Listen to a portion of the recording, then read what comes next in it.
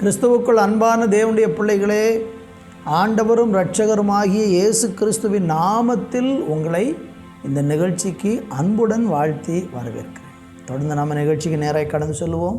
தேவன் இன்றைக்கு நம்மோடு கூட இடைவிடுவார். சேர்ந்து பாடி அவரை துதிப்போம். அதிசயமான ஒளிமய நாடாம் இயேசுவின் நாடாம், நான் வாஞ்சிக்கும் நாடாம். இயேசுவின் நாடாம், நான் வாஞ்சிக்கும் நாடாம். அதிசயமான ஒளிமய நாடாம் இயேசுவின் நாடாம், நான் வாஞ்சிக்கும் நாடாம்.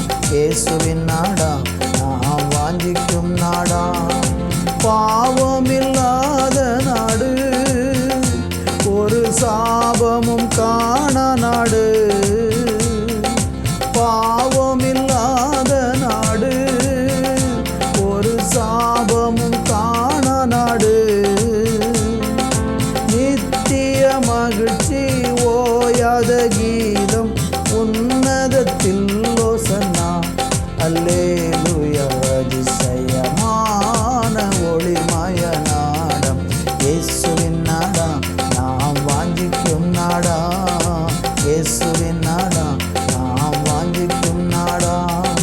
சந்திர சூரியன் இல்லை, ஆனால் இருளேதும் காணவில்லை. சந்திர சூரியன் இல்லை, ஆனால் இருளேதும் காணவில்லை. தேவகுமாரன் ஜோதியில் ஜோதி, நித்திய வெளிச்சமாவா என்றும் பகல். அதிசயமான ஒளிமய நாடாம் இயேசுவின் நாடாம், நாம் வாஞ்சிக்கும் நாடாம். இயேசுவின் நாடாம், நாம் வாஞ்சிக்கும் நாடாம். அதிசயமான ஒளிமய நாடாம் இயேசுவின் நாடாம், நாம் வாஞ்சிக்கும் நாடாம். இயேசுவின் நாடாம், நாம் வாஞ்சிக்கும் நாடாம். அன்புள்ள பரலோக பிதாவே, இந்த நல்ல நாளுக்காக நன்றி. உங்கள் சமூகத்தை தேடவும் நாடவும், ஆண்டவரே ஐக்கியப்படவும், ஆண்டவரோடு கூட அப்பா நாங்கள் வாழ்வதற்கு ஒரு பாக்கியம் தந்தீங்களே, அதற்காக உமக்கு நன்றி அப்பா. நீர் கொடுத்த ஒவ்வொரு கிருபைகளை நினைத்து நன்றி செலுத்துகிறோம். இந்த நிகழ்ச்சியை பார்க்குற ஒவ்வொரு பிள்ளைகளுடைய தனிப்பட்ட வாழ்க்கையிலையும் ஆண்டவரை என்னென்ன தேவையோடு அவங்க இருந்தாலும் அந்த தேவைகளை இன்றைக்கு இந்த நிமிஷத்தில் தேவன் சந்தித்து ஆசீர்வதித்தரணும். இயேசுவின் நாமத்தில் பிதாவே, ஆமேன், ஆமேன்.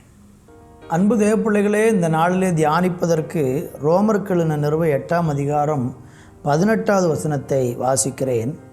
ஆதலால் இக்காலத்து பாடுகள் இனி நம்மிடத்தில் வெளிப்படும் மகிமைக்கு ஒப்பிடத்தக்கவைகள் அல்ல என்று எண்ணுகிறேன்.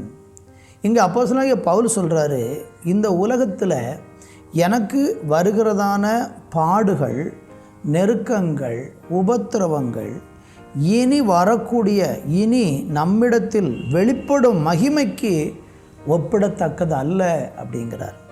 இந்த பூமியில் வாழும்போது பாடுகளும் கஷ்டங்களும் வேதனைகளும் சஞ்சலங்களும் இதெல்லாம் நம்முடைய வாழ்க்கையில் கடந்து வரத்தான் செய்யும். கஷ்டம் இல்லாத மனுஷனை நீங்கள் எங்கேயுமே பார்க்க முடியாது.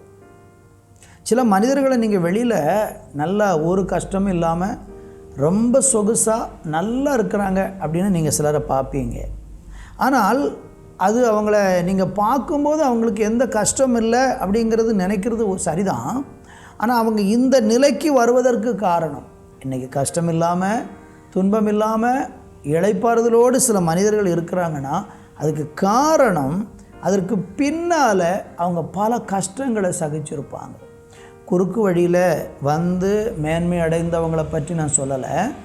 உண்மையாக நேர்மையாக நீதியாக வாழ்ந்து மேன்மை பெற்ற மனிதர்கள் இன்றைக்கு அந்த பாடுகளின் மத்தியில் அவங்க கடந்து வந்து ஸ்தோத்திரம், இன்றைக்கு ஆமேன் ஆண்டவர் அவங்க சேவித்ததுனால இந்த பாடுகளுக்கு பிறகு அவங்களுக்கு ஒரு ஆறுதல் கிடைத்திருக்கிறது. கர்த்தருக்கு ஸ்தோத்திரம்.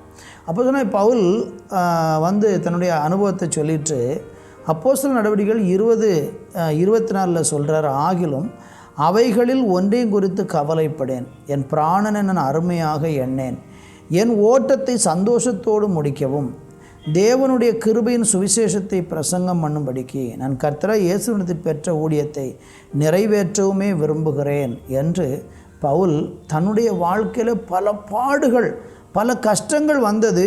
ஆனால் அந்த கஷ்டத்துலேயும் அந்த கஷ்டத்தை நினைக்காம நான் ஆண்டவருடைய ஊழியத்தை செய்யணும், அதை நிறைவேற்றணும், அதுதான் என்னுடைய ஆசை என்று அவர் சொல்லுகிறதை பார்க்கிறோம். என்னை கேட்கிற அருமையானவர்களே, நம்ம வாழ்க்கையில் பலவிதமான துன்பங்களும் பாடுகளும் கஷ்டங்கள் வருதுன்னு சொல்லி நம்ம ஒரு நாளும் முடங்கி போயிடவே கூடாது. இந்த உலகத்தில் நம்ம படுகிற பாடுகளையெல்லாம் நம்ம ஒரு பெருசாக எடுத்தோம்னா நம்ம வரக்கூடிய மகிமை எவ்வளோ விசேஷமாக இருக்க போகிறது. ஆண்டவருடைய பிள்ளைகளுக்கு இந்த பூமியில் பாடுகள் உண்டாகலாம், கஷ்டங்கள் உண்டாகலாம். ஆனால் அந்த கஷ்டங்களுக்கெல்லாம் ஒரு முடிவாக ஒரு மகிமை ஆண்டவர் நமக்கு வச்சிருக்கிறார். அங்கே கொலோசியர் 3:4 பவுல் சொல்கிறாரு, நம்முடைய ஜீவனாகிய கிறிஸ்து வெளிப்படும் போது நீங்கள் அவரோடு கூட மகிமையில் வெளிப்படுவீர்கள். அப்போ இயேசு வரும்போது, இயேசு இந்த உலகத்துக்கு 2வது விசை வரப்போகிறார். அவர் வரும்போது இந்த உலகத்தில் உண்மையாக பாடு அனுபவித்த மக்களுக்கு, துன்பப்பட்ட மக்களுக்கு ஒரு மகிமையை, நித்திய மகிமையை ஆண்டவர் கொடுத்து அவங்கள கனம் பண்ண போகிறார். ஆதலால் இக்காலத்து பாடுகள் இனி நம்மிடத்தில் வெளிப்படும் மகிமைக்கு ஒப்பானதல்ல. அன்னைக்கு நமக்கு மகிமையில் நம்ம பாடினது போல் பாடுகள் இல்லாத, கண்ணீர் இல்லாத, இருள் இல்லாத ஒரு நித்திய வீட்டில் தேவன் நம்மளை வச்சு ஆசீர்வதித்து கனப்படுத்தி உயர்த்த போகிறார். எனவே இன்றைக்கு நீங்கள் கர்த்தரை நம்புங்க. இந்த உலகத்தின் பாடுகளை குறித்து கலங்க வேண்டாம். ஆண்டவரை ஏற்றுக்கொண்டு பாருங்கள். இந்த பாடுகளுக்கெல்லாம் ஒரு நல்ல பலனை கர்த்தர் உங்களுக்கும் எனக்கும் வைத்திருக்கிறார். நல்ல தகப்பனே, இந்த உலக பாடுகளெல்லாம் விட எங்களுக்கு நித்தியத்தில் ஒரு மகிழ்ச்சியை வச்சுருக்கிறீங்க. அதுதான் எங்கள் வாழ்க்கையின் வெளியேறப்பட்ட நம்பிக்கையாக இருக்கிறது. அந்த நம்பிக்கைக்காக ஸ்தோத்திரம். இயேசுவின் நாமத்தில் பிதாவே, ஆமேன், ஆமேன்.